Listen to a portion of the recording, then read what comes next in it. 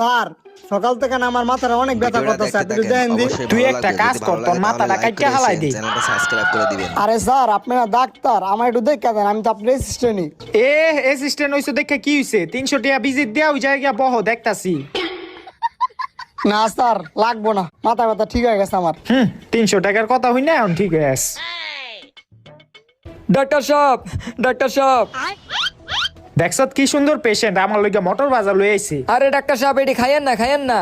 আরে তুমি থামো, দাঁড়াও দেখি খাইয়া। ভালোই তো, আবার লই। আরে খাইয়েন না।